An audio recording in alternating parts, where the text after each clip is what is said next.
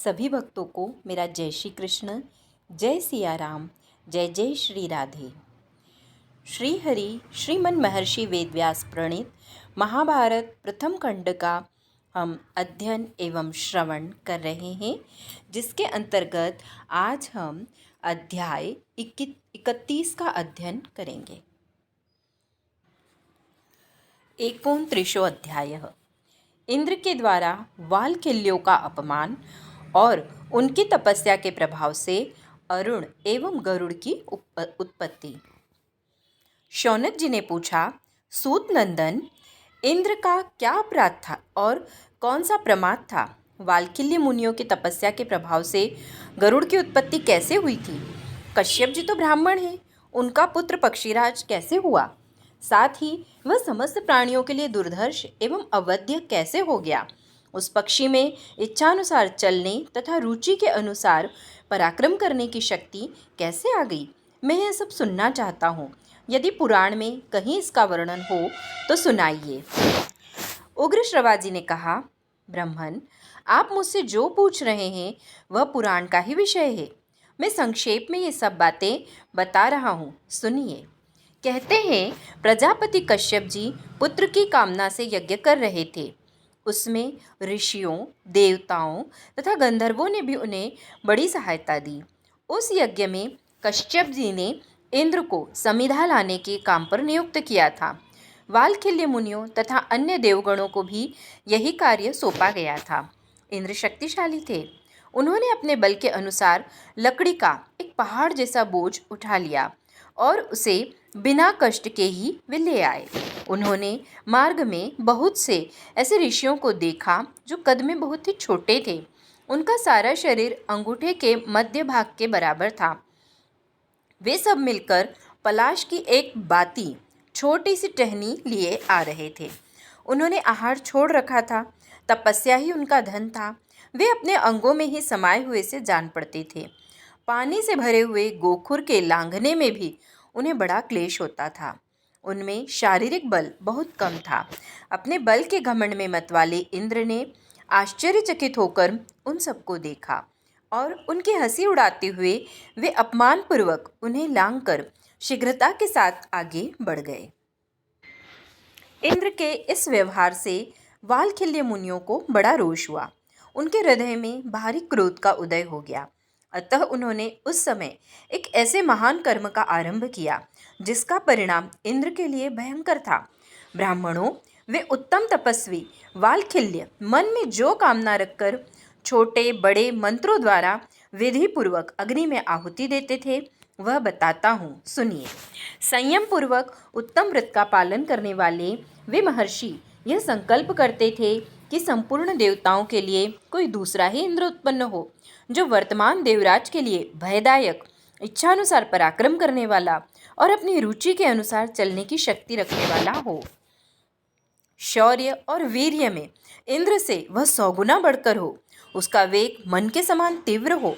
हमारी तपस्या के फल से अब ऐसा ही वीर प्रकट हो जो इंद्र के लिए भयंकर हो। उनका यह संकल्प सुनकर 100 यज्ञों का अनुष्ठान पूर्ण करने वाले देवराज इंद्र को बड़ा संताप हुआ और वे कठोर व्रत का पालन करने वाले कश्यप जी की शरण में गए। देवराज इंद्र के मुख से उनका संकल्प सुनकर प्रजापति कश्यप वालखिल्यों के पास गए और उनसे उस कर्म की सिद्धि के संबंध में प्रश्न किया। सत्यवादी महर्षि वालखिल्यों ने हाँ, ऐसी ही बात है कहकर अपने कर्म की सिद्धि का प्रतिपादन किया। तब प्रजापति कश्यप ने उन्हें सांत्वना पूर्वक समझाते हुए कहा, तपोधनों, ब्रह्मा जी की आज्ञा से ये पुरंदर तीनों लोकों के इंद्र बनाए गए हैं और आप लोग भी दूसरे इंद्र की उत्पत्ति के लिए प्रयत्नशील हैं। संत महात्माओं, आप ब्रह्मा जी का वचन मिथ्या न करें। साथ ही मैं यह भी चाहता हूँ कि आपके द्वारा किया हुआ यह अभिष्ट संकल्प भी मिथ्या न हो। अतः अत्यंत बल और सत्वगुण से संपन्न जो यह भावी पुत्र है, यह पक्षियों का इंद्र हो। देवराज इंद्र आपके पास याचक बनकर आए हैं। आप इन पर अनुग्रह करें। महर्षि कश्यप के ऐसा कहने पर तपस्या के धनी वालखिल्य मुनि उन मुनि श्रेष्ठ प्रजापति का सत्कार करके बोले। वालखिल्यों ने कहा, प्रजापते, हम सब लोगों का यह अनुष्ठान इंद्र के लिए हुआ था और आपका यह यज्ञ समारोह संतान के लिए अभिष्ट था। अतः इस फल सहित कर्म को आप ही स्वीकार करें और जिसमें सबकी भलाई दिखाई दे वैसा ही करें। उग्र श्रवाजी कहते हैं, इसी समय शुभ लक्षणा दक्ष कन्या कल्याणमयी विनता देवी, जो उत्तम यश से सुशोभित थी, पुत्र की कामना से तपस्या पूर्वक ब्रह्मचर्य व्रत का पालन करने लगी। ऋतु काल आने पर जब वह स्नान करके शुद्ध हुई, तब अपने स्वामी की सेवा में गई। उस समय कश्यप जी ने उनसे कहा, देवी, तुम्हारा यह अभिष्ट समारंभ अवश्य सफल होगा। तुम ऐसे 2 पुत्रों को जन्म दोगी जो बड़े वीर और तीनों लोगों पर शासन करने की शक्ति रखने वाले होंगे। वालखिल्यों की तपस्या तथा मेरे संकल्प से तुम्हें 2 परम सौभाग्यशाली पुत्र प्राप्त होंगे, जिनकी तीनों लोकों में पूजा होगी।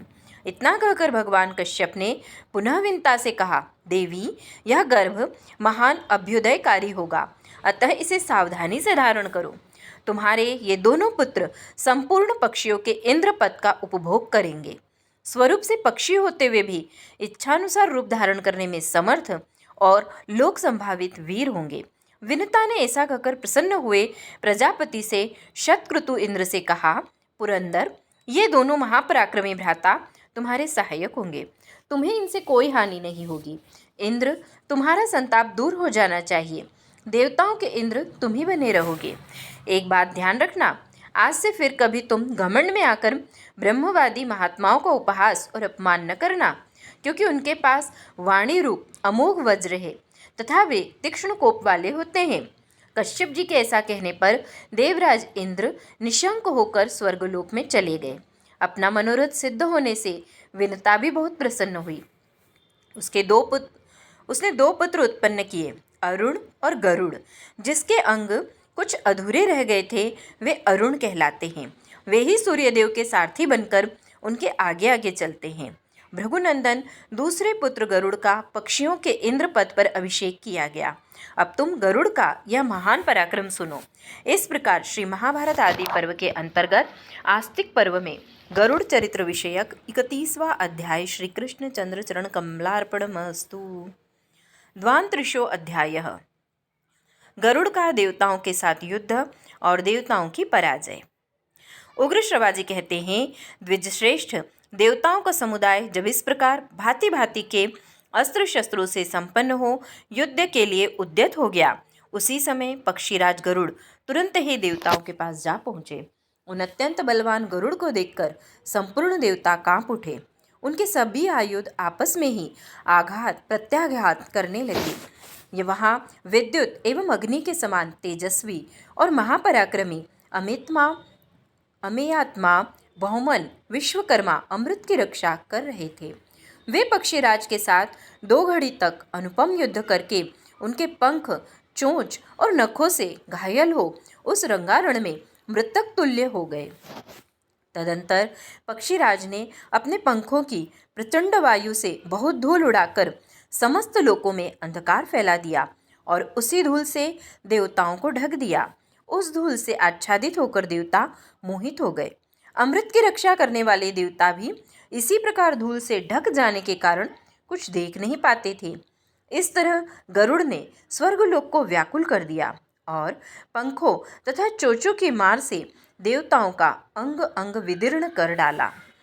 तब सहस्र नेत्रों वाले इंद्रदेव ने तुरंत ही वायु को आज्ञा दी, मारुत, तुम इस धूल की वृष्टि को दूर हटा दो, क्योंकि यह काम तुम्हारे ही वश का है। तब बलवान वायुदेव ने बड़े वेग से उस धूल को दूर उड़ा दिया। इससे वहाँ फैला हुआ अंधकार दूर हो गया। अब देवता अपने अस्त्र शस्त्रों द्वारा पक्षी गरुड़ को पीड़ित करने लगे। देवताओं के प्रहार को सहते हुए महाबली गरुड़ आकाश में छाए हुए महामेघ की भांति समस्त प्राणियों को डराते हुए जोर जोर से गर्जना करने लगी। शत्रुवीरों का संहार करने वाले पक्षीराज बड़े पराक्रमी थे। वे आकाश में बहुत ऊंचे उड़ गए। उड़कर अंतरिक्ष में देवताओं के ऊपर ठीक सिर की सीध में खड़े हो गए। उस समय कवच धारण किए इंद्र आदि संपूर्ण देवता उन पर पट्टिश, परिघ, शूल और गदा आदि नाना प्रकार के अस्त्र शस्त्रों द्वारा प्रहार करने लगे। अग्नि के समान प्रज्वलित शूरप्र सूर्य के समान उद्भासित होने वाली चक्र तथा नाना प्रकार के दूसरे दूसरे शस्त्रों के प्रहार द्वारा उन पर सब ओर से मार पड़ रही थी, तो भी पक्षीराज गरुड़ देवताओं के साथ तुमुल युद्ध करते हुए तनिक भी विचलित न हुए। परम प्रतापी विनतानंदन गरुड़ ने मानो देवताओं को दग्ध कर डालेंगे इस प्रकार रोष में भरकर आकाश में खड़े खड़े ही पंखों और छाती के धक्के से उन सबको चारों ओर मार गिराया। गरुड़ से पीड़ित और दूर फेंके गए देवता इधर उधर भागने लगे। उनके नखों और चोंच से शत विक्षत हो वे अपने अंगों से बहुत सा रक्त बहाने लगे। पक्षीराज से पराजित हो साध्य और गंधर्व पूर्व दिशा की ओर भाग चले। वसुओं तथा रुद्रों ने दक्षिण दिशा की शरण ली। आदित्यगण पश्चिम दिशा की ओर भागे तथा अश्विनी कुमारों ने उत्तर दिशा का आश्रय लिया। ये महापराक्रमी योद्धा बार बार पीछे की ओर देखते हुए भाग रहे थे।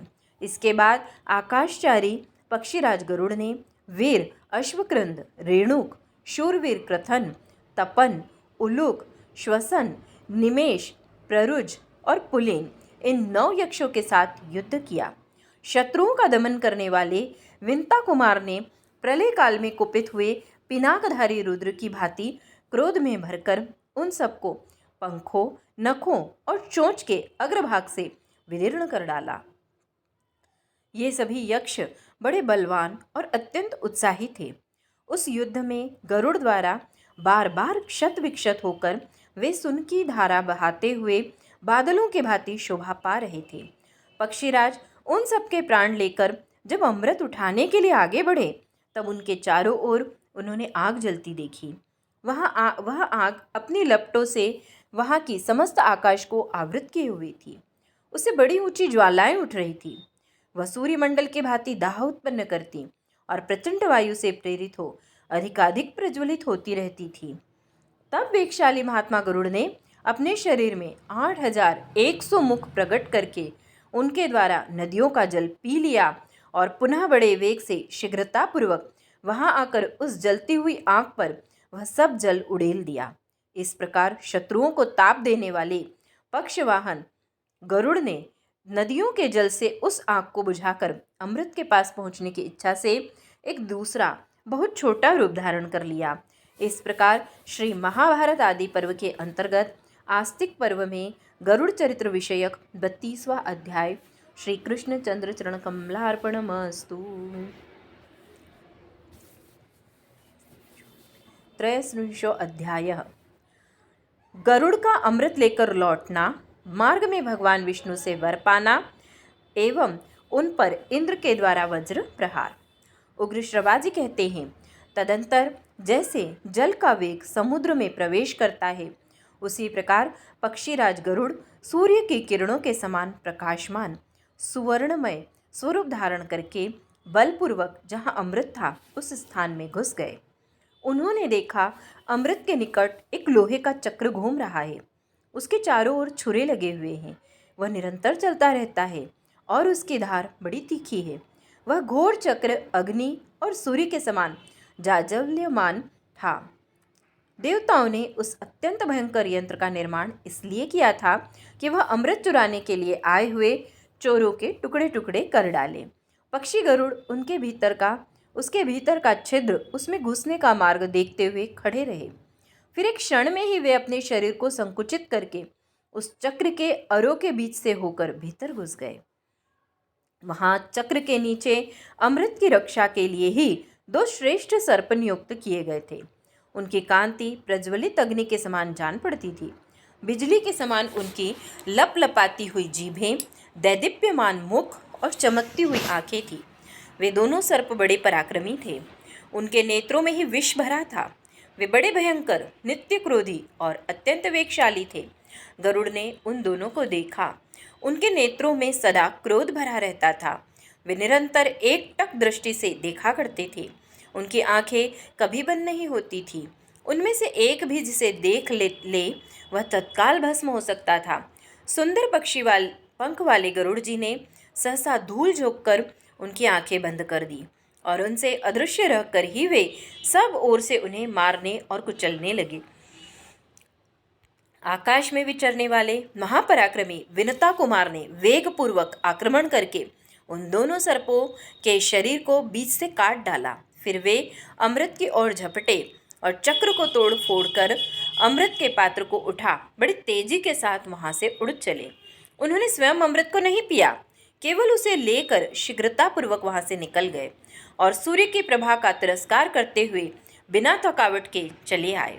उस समय आकाश में विनतानंदन गरुड़ की भगवान विष्णु से भेंट हो गई। भगवान नारायण गरुड़ के लोलुपता रहित पराक्रम से बहुत संतुष्ट हुए थे। अतः उन अविनाशी भगवान विष्णु ने आकाशचारी गरुड़ से कहा, मैं तुम्हें वर देना चाहता हूँ। अंतरिक्ष में विचरने वाले गरुड़ ने यह वर मांगा, प्रभु मैं आपके ऊपर ध्वज में स्थित हूँ। इतना कहकर वे भगवान नारायण से फिर यूँ बोले, भगवान मैं अमृत पिए बिना ही अजर अमर हो जाऊं। तब भगवान विष्णु ने विनतानंदन गरुड़ से कहा, एवमस्तु, ऐसा ही हो। वे दोनों वर ग्रहण करके गरुड़ ने भगवान विष्णु से कहा, देव मैं भी आपको वर देना चाहता हूँ। भगवान भी कोई वर मांगे। तब श्री हरि महाबली गरुड़ात्मन से अपना वाहन होने का वर मांगा। भगवान विष्णु ने गरुड़ को अपना ध्वज बना लिया, उन्हें ध्वज के ऊपर स्थान दिया और कहा, इस प्रकार तुम मेरे ऊपर रहोगे। तदंतर उन भगवान नारायण ने से एवमस्तु कहकर पक्षी गरुड़ वहां से वेगपूर्वक चले गए। महान वेगशाली गरुड़ उस समय वायु से होड़ लगाते चल रहे थे।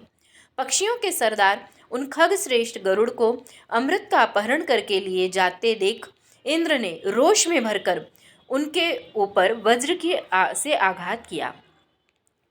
विहंग प्रवर गरुड़ ने उस युद्ध में वज्राहत होकर भी हंसते हुए मधुरवाणी से इंद्र से कहा, देवराज जिनकी हड्डी से ही यह वज्र बना है उन महर्षि का सम्मान मैं अवश्य करूंगा। शतक्रतु ऋषि के साथ साथ तुम्हारा और तुम्हारे वज्र का भी आदर करूंगा। इसलिए मैं अपनी एक पांख जिसका तुम कहीं अंत नहीं पा सकोगे त्याग देता हूँ। तुम्हारे वज्र के प्रहार से मेरे शरीर में कुछ भी पीड़ा नहीं हुई है। ऐसा कहकर पक्षीराज ने अपना एक पंख गिरा दिया। उस गिरे हुए परम उत्तम पंख को देखकर सब प्राणियों को बड़ा हर्ष हुआ और उसी के आधार पर उन्होंने गरुड़ का नामकरण किया। वह सुंदर पंख देखकर लोगों ने कहा, जिसका यह सुंदर पर्ण पंख है वह पक्षी सुपर्ण नाम से विख्यात हो। गरुड़ पर वज्र भी निष्फल हो गया।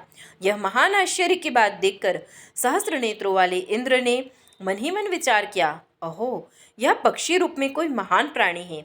ऐसा सोचकर उन्होंने कहा, इंद्र ने कहा, विहंग प्रवर मैं तुम्हारे सर्वोत्तम उत्कृष्ट बल को जानना चाहता हूँ और तुम्हारे साथ ऐसी मैत्री स्थापित करना चाहता हूँ जिसका कभी अंत न हो। इस प्रकार श्री महाभारत आदि पर्व के अंतर्गत आस्तिक पर्व में गरुड़ चरित्र विषयक 33वां अध्याय श्री कृष्णचंद्र चरण कमलार्पणमस्तु। चतुस्त्रिंशो अध्यायः। इंद्र और गरुड़ की मित्रता, गरुड़ का अमृत लेकर नागों के पास आना और विनता को दासी भाव से छुड़ाना तथा इंद्र द्वारा अमृत का अपहरण। गरुड़ ने कहा, देव पुरंदर जैसे तुम्हारी इच्छा है उसके अनुसार तुम्हारे साथ मेरी मित्रता स्थापित हो। मेरा बल भी जान लो, वह महान और असह्य है। शतक्रतो साधु पुरुष स्वेच्छा से अपने बल की स्तुति और अपने ही मुख से अपने गुणों का बखान अच्छा नहीं मानते, किंतु सखे तुमने मित्र मानकर पूछा है इसलिए मैं बता रहा हूँ, क्योंकि अकारण अपनी प्रशंसा से भरी हुई बात नहीं कहनी चाहिए, किंतु किसी मित्र के पूछने पर सच्ची बात कहने में कोई हर्ज नहीं। इंद्र पर्वत, वन और समुद्र के जल सहित सारी पृथ्वी को तथा इसके ऊपर रहने वाले आपको भी अपने एक पंख पर उठाकर मैं बिना परिश्रम के उड़ सकता हूँ, अथवा संपूर्ण चराचर लोकों को एकत्र करके यदि मेरे ऊपर रख दिया जाए तो मैं सबको बिना परिश्रम के ढो सकता हूँ। इससे तुम मेरे महान बल को समझ लो। उग्र श्रवाजी कहते हैं, शौनक वीरवर गरुड़ के इस प्रकार कहने पर श्रीमानों में श्रेष्ठ किरीटधारी सर्वलोकहितकारी भगवान देवेंद्र से ने कहा, मित्र तुम जैसा कहते हो वैसी ही बात है, तुम में सब कुछ संभव है। इस समय मेरी अत्यंत उत्तम मित्रता स्वीकार करो। यदि तुम्हें स्वयं अमृत की आवश्यकता नहीं है तो वह मुझे वापस दे दो। तुम जिनको यह अमृत देना चाहते हो वे इसे पीकर हमें कष्ट पहुंचावेंगे। गरुड़ ने कहा, स्वर्ग के सम्राट सहस्राक्ष, किसी कारणवश मैं यह अमृत ले जाता हूँ। इसे किसी को भी पीने के लिए नहीं दूंगा। मैं स्वयं जहाँ इसे रख दूँ वहाँ से तुरंत तुम उठा ले जा सकते हो। इंद्र बोले, पक्षीराज, तुमने यहाँ जो बात कही है उससे मैं बहुत संतुष्ट हूँ। खगश्रेष्ठ, तुम मुझसे जो चाहो वर मांग लो। उग्रश्रवाजी कहते हैं, इंद्र के ऐसा कहने पर गरुड़ को करदू पुत्रों की दुष्टता का स्मरण हो आया। साथ ही उनके उस कपटपूर्ण वर्ताव की भी याद आ गई जो माता को दासी बनाने में कारण था। अतः उन्होंने इंद्र से कहा, इंद्र, यद्यपि मैं सब कुछ करने में समर्थ हूँ तो भी तुम्हारी इस याचना को पूर्ण करूँगा कि अमृत दूसरों को न दिया जाए। साथ ही तुम्हारी कथनानुसार यह वर भी मांगता हूँ कि महाबली सर्प मेरे भोजन की सामग्री हो जाए। तब दानव शत्रु इंद्र तथास्तु कहकर योगीश्वर देवाधिदेव परमात्मा श्रीहरि के पास गए। श्रीहरि ने भी गरुड़ की कही हुई बात का अनुमोदन किया। तदंतर स्वर्गलोक के स्वामी भगवान इंद्र पुनः गरुड़ को संबोधित करके इस प्रकार बोले, तुम जिस समय इस अमृत को कहीं रख दोगे उसी समय मैं इसे हर ले आऊँगा। ऐसा कहकर इंद्र चले गए। फिर सुंदर पंख वाले गरुड़ तुरंत ही अपनी माता के समीप आ पहुँचे। तदंतर अत्यंत प्रसन्न से होकर वे समस्त सर्पों से इस प्रकार बोले, पन्नगो, मैंने तुम्हारे लिए यह अमृत ला दिया है। इसे कुशों पर रख देता हूँ। तुम सब लोग स्नान और मंगल कर्म, स्वस्ति वाचन आदि करके इस अमृत का पान करो। अमृत के लिए भेजते समय तुमने यहाँ बैठकर मुझसे जो बातें कही थी उसके अनुसार आज से मेरी ये माता दासीपन से मुक्त हो जाए, क्योंकि तुमने मेरे लिए जो काम बताया था उसे मैंने पूर्ण कर दिया है। तब सर्पगण तथास्तु कहकर स्नान के लिए गए। इसी बीच में इंद्र वह अमृत लेकर पुनः स्वर्गलोक को चले गए। इसके अनंतर अमृत पीने की इच्छा वाले सर्प स्नान, जप और मंगल कार्य करके प्रसन्नतापूर्वक उस स्थान पर आए जहाँ कुश के आसन पर अमृत रखा गया था। आने पर उन्हें मालूम हुआ कि कोई उसे हर ले गया। तब सर्पों ने यह सोचकर संतोष किया कि यह हमारे कपटपूर्ण वर्ताव का बदला है। फिर यह समझकर कि यह अमृत रखा गया था इसलिए संभव है इसमें उसका कुछ अंश लगा हो, सर्पों ने उस समय कुशों को चाटना शुरू किया। ऐसा करने से सर्पों की जीभ के 2 भाग हो गए। तभी से पवित्र अमृत का स्पर्श होने के कारण कुशों की पवित्री संज्ञा हो गई। इस प्रकार महात्मा गरुड़ ने देवलोक से अमृत का अपहरण किया और सर्पों के समीप तक उसे पहुंचाया। साथ ही सर्पों को द्विजिह्वी 2 जिह्वाओं से युक्त बना दिया। उस दिन से सुंदर पंख वाले गरुड़ अत्यंत प्रसन्न हो अपनी माता के साथ रहकर वहाँ वन में इच्छानुसार घूमने फिरने लगे। वे सर्पों को खाते और पक्षियों से सादर सम्मान होकर अपनी उज्जवल कीर्ति चारों ओर फैलाते हुए माता विनता को आनंद देने लगे।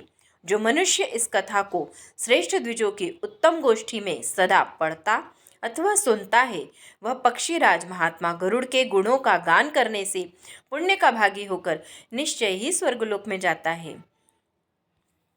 इस प्रकार श्री महाभारत आदि पर्व के अंतर्गत आस्तिक पर्व में गरुड़ चरित्र विषयक 34वां अध्याय श्री कृष्ण चंद्र चरण कमलार्पणमस्तु।